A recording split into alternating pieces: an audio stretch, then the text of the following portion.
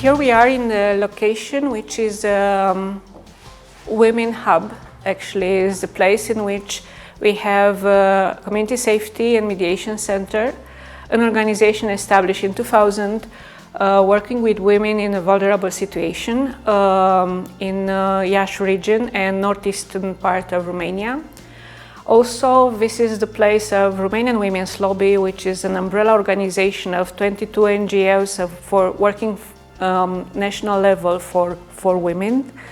And also is the place of some rural social enterprises. You can see here Moldovan Tradition is one of them, and the other one is a food hub called Roade și Merinde, which is focused on supporting women from rural environment, women producers, on being able to promote their products on the market. But what we need to talk right now is regarding our position in relation with the Agenda 2030 and the objective number 5 regarding equality, promoting gender equality on the long term. And what will be the main issues which are particular for Romania and in comparison with other countries of European Union right now, related to the place in which women are in comparison with what we want to achieve on the long term. So we could see that we choose specifically the location to be in the rural area near a very big city, which is Iași, because we try to focus more on development of the region, which are much more poorer in the region. Northeastern part of Romania is a place from which women have actually flooded in the last period of time. The flood was regarding the economic migration in other European Union countries, because in the rural areas women don't have much access to resources, jobs which are well paid, to be able to take care of their families, right? And so there is, regarding that, we can see that not only here but on the entire Romania, women choose to leave their families, to leave their children behind and go and accept other jobs in European Union in order to be able to support their families. That leads to another additional effects which you will not see in many European Union countries, because what is happening is that we can discuss about precarious jobs. So the women who are have left Romania to work in other countries have accepted jobs in the care economy and in the agriculture because the wages are higher than the one in Romania. But on the other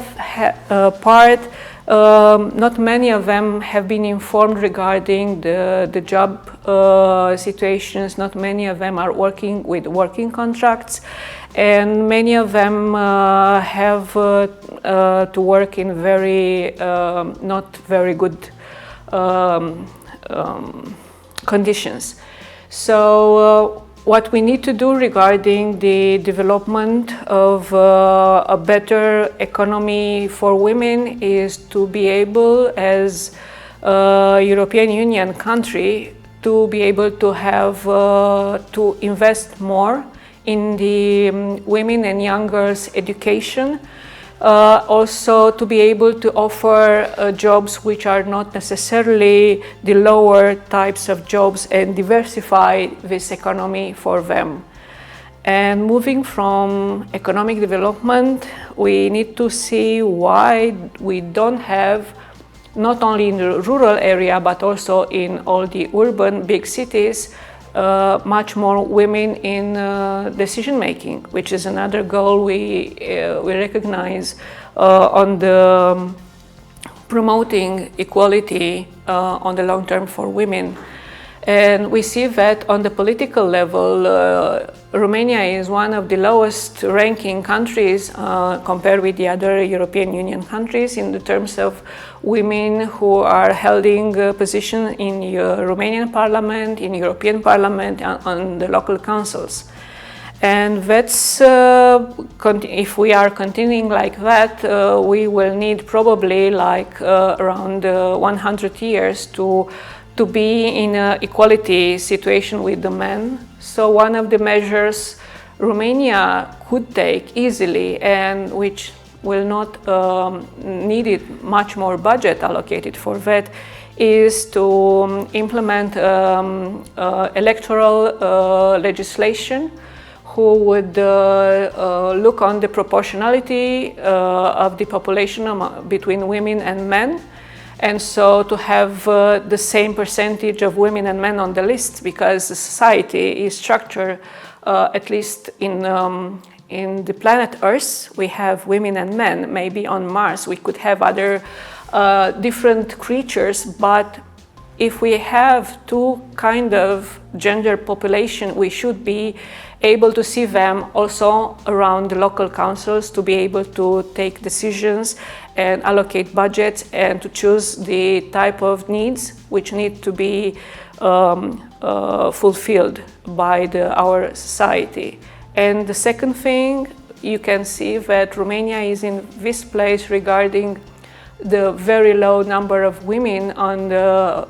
European Parliament, Romanian Parliament and local councils, because there are no measures considering the eligibility of the women on the lists. So a measure which would encourage not to have more than 2% of the same sex consecutively on the list would be a measure which will have a direct impact on how many women and men will be elected. So again, that's something, it's easy to be done, but not very easy to be accepted because of the mentality we need to change and the fact that the power relations are imbalanced in the political parties. And then we can move forward to another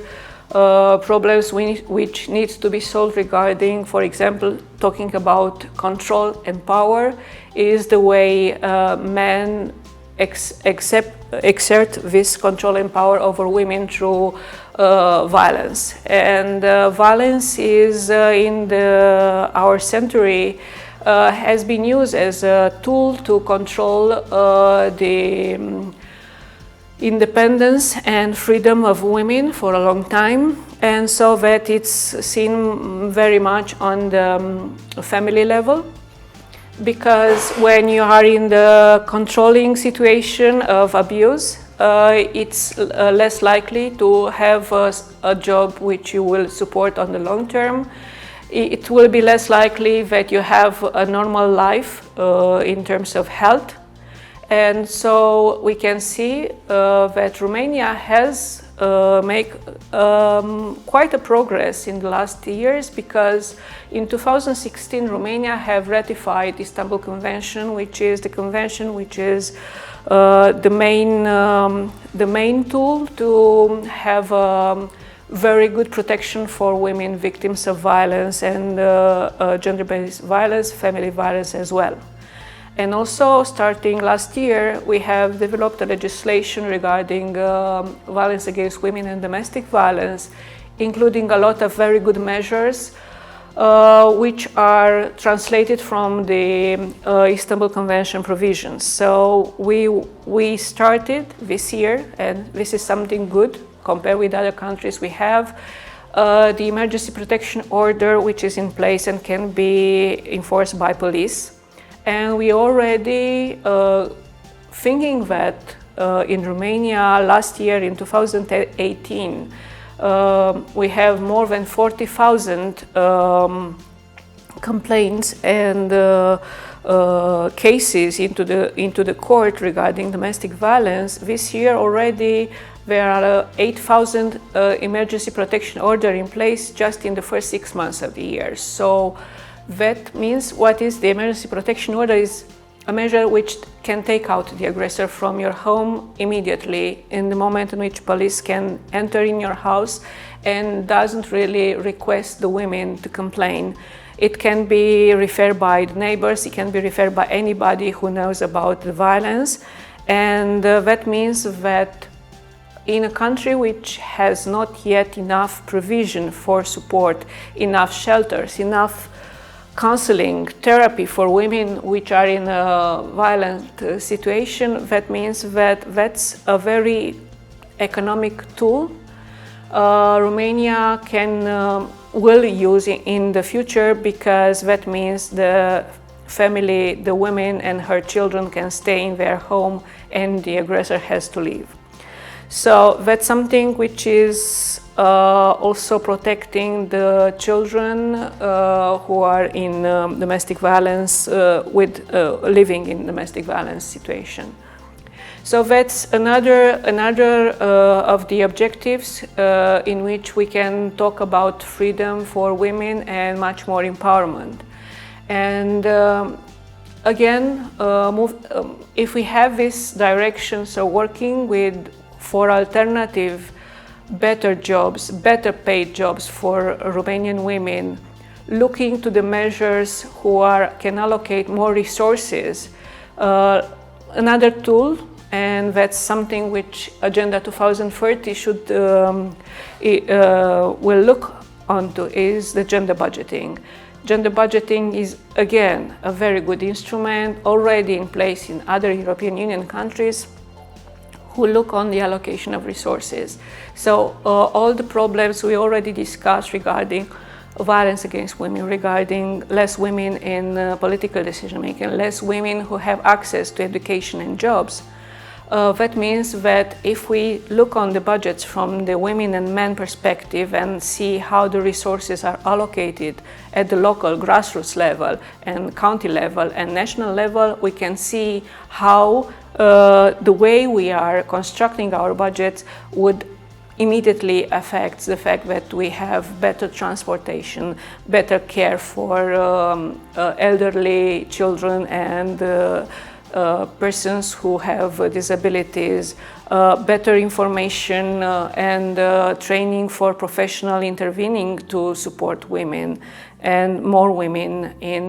around the table. Because if we have more women to the table of the decision making, that means that all the projects, all the needs of the community could be addressed, and not only the men perspective. Now, when you look at the local council, where we have 13 councillors, from which only 2 women or 1 woman or no women are around the table, that doesn't really look like a table who take into consideration all the perspective of the society. So that would be a summary of what can be done and instrumented on the long term, and we hope it will be helpful for trying to see some of the perspective we are taking into consideration right now.